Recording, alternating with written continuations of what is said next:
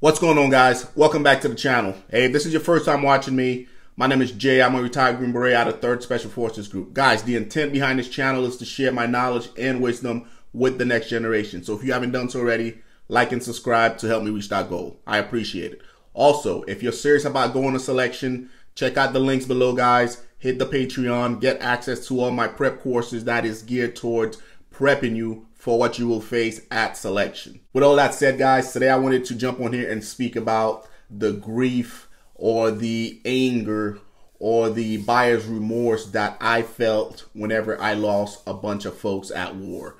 I'm sharing this with you because I'm hoping that it will serve you in one way, shape, or form if you ever go through that process, okay? And the biggest reason why I share this is because I know within the regiment itself, within the DOD, there is a lot of guys that are taking their own lives because they don't know how to deal with this. So I'm hoping that in sharing my story, this will hopefully help somebody out there to maybe get some help, same way that I did, which led me to where I am today. Right? In an attempt to paint a better picture or a more vivid picture, I'll tell you guys a story about when I first experienced death in combat, and I'll also let you guys know how I was able to deal with it. Again, I'm hoping in sharing this story that it'll serve somebody out there that's gone through something pretty similar and is having a hard time.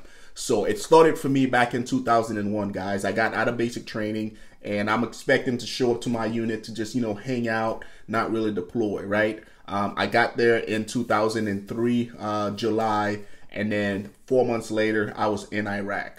Now, I was 19 years old. So we were in Ramadi. And based on what's out there, you guys know that Ramadi was a pretty shitty area at the time. So we're down there and we're conducting route clearance. We are 12 Bravos combat engineers responsible for clearing routes for convoys that are delivering a variety of goods throughout that entire country. Because again, this is the genesis of the war, so there's not a lot of established FOBs or fire bases. So one day we were tasked with clearing a particular route for a convoy that was getting ready to come through. And at that point, again, genesis of the war, there is no up-armored vehicles. We had a bunch of tracked vehicles that we lined the bottom with sandbags and also the sides, hoping that was going to help us achieve our goal of not dying from an IED, but clearly that did not work out. So we are clearing this route. I was the second vehicle in the actual convoy. It was a 4-vehicle convoy. We had the lead track. I was the second vehicle. We had the third vehicle behind us, and then the 4th vehicle picked up the rear.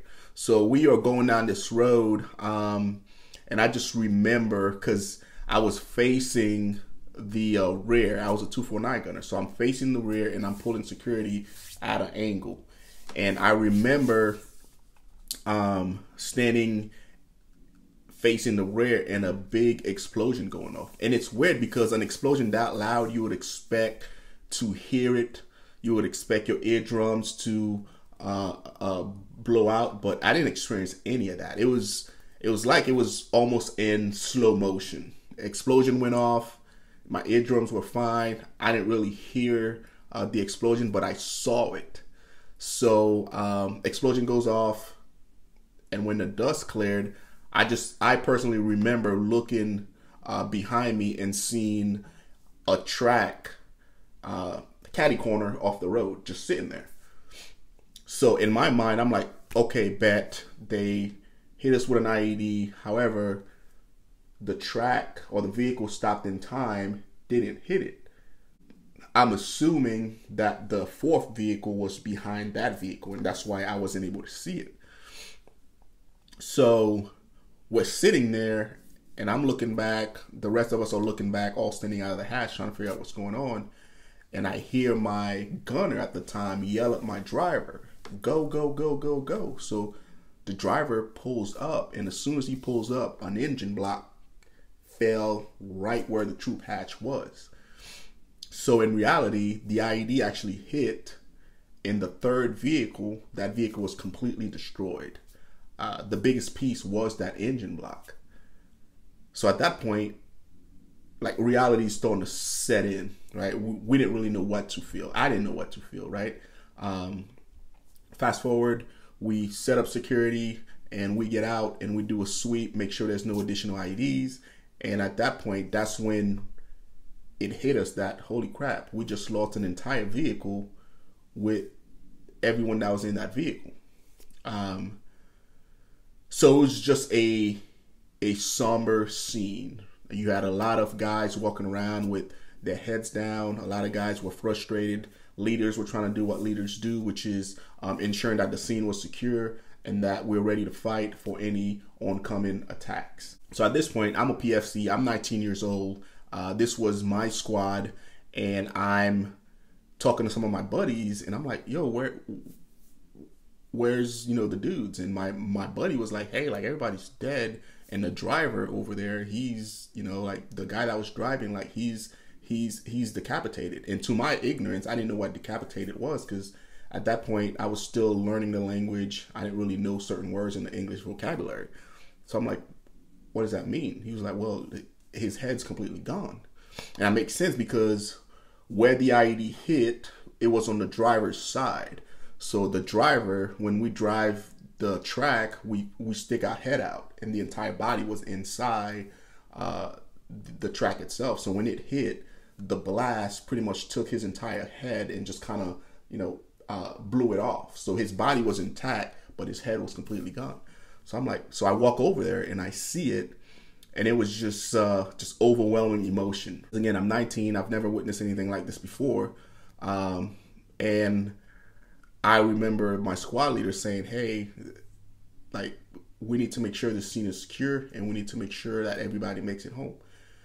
And at that point of the war, everybody was so busy fighting the Iraqis to where QRF didn't get on the scene until maybe 2 or 3 hours later. So for those 2.5 hours within the platoon, we had to go around and pick up all the body parts of all the guys that were killed.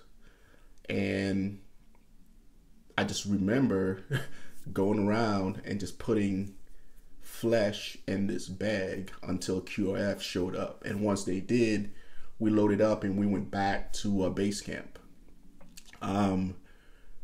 Once we got to base camp, it was just silence all the way around, right? We had a building that the entire platoon stayed in, and it was just quiet for hours. Squad leaders were pissed, platoon sergeant was pissed, but the Joes, like the privates and the E4s or whatever, like, we were just in our rooms and nobody was really saying anything. It was just a shitty situation, and I honestly just felt numb throughout the entire rest of the deployment because of that incident, because we would go on to lose more and more dudes. However, that very first one kind of sat with me and kind of set the tone for the rest of those deployments. Now, fast forward 6 or 7 months later, and we're back at Fort Riley, Kansas. And again, I'm 19, getting ready to turn 20 at this point. Having experienced that, I got back from deployment. It was just chaos, just rebellious all the way around. I was getting into fights. I was starting to go down the path of becoming just a shitty fucking soldier. And it took me getting arrested to realize, like, holy fuck, like, I need to go sit down and speak to somebody about what I witnessed, what I just saw. Because if I didn't, I was going to go down that hole and probably would never come out of it, right? So I finally seek somebody out. I sat down, and it was just sessions after sessions of me actually talking through what took place and what I experienced. And I finally was able to get myself pulled out of it, right? I was one of the lucky ones. And I know a lot of guys out there can't say the same. So I share this because I want guys to understand that it's all right to get help when you experience these type of traumas, right? Especially at such a young age. In total, we lost 5 guys just from that one incident. And again, I didn't get over it, guys, until I sat down and actually got it off my chest and worked with a professional that was able to help me through all that trauma. All right. Again, guys, I just wanted to tune in, share that story with you guys, and hope that it serves you in one way, shape, or form. If you're going through this, guys, there's help out there. Go on and get it. All right. I appreciate you guys tuning in. Until next time, take care of yourself.